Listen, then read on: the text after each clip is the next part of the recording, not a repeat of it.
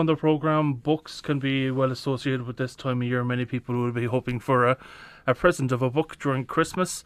And one book that has recently been released is that of The Quiet Traveller. That's by Longford man Patrick Nevin.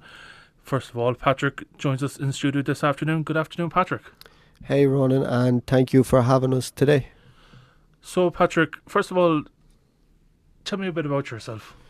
So, I was born in Mullingar, and I moved to Longford to live with my grandparents, myself, my mother, and my two brothers, when I was just a young boy.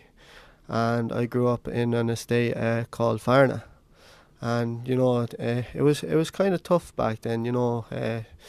Starting a new life, and a lot of the challenges we faced back then, especially my mother.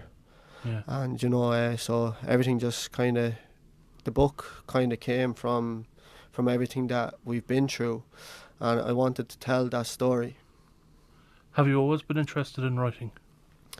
Um, you know, in my younger days, no, I was a little bit on the wild side, so I wasn't the person that I am today.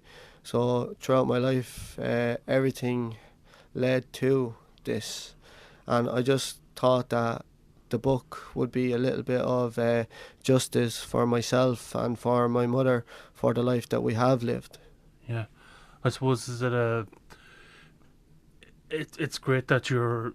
I suppose it's a way of maybe putting out the experiences that you faced in your life so far. Yeah, and as a traveller man, that's a very very hard thing to do, as a lot of the time we're expected to act a certain way, or to be a certain way to try and fit in with everybody else, and even to step outside that circle is a very hard thing to do. Like, because there's a lot of judgment from our own community, but then also from the outside world. Was the move to Longford daunting at the time? Do you remember?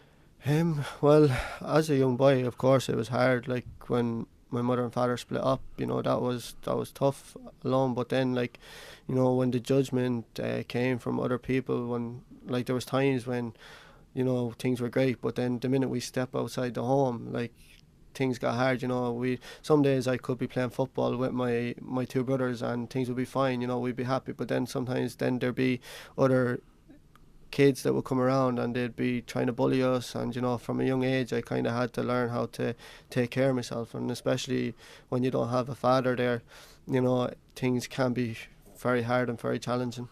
Yeah. And did you, did you go to school in the town then? Yeah, I started school in St Michael's,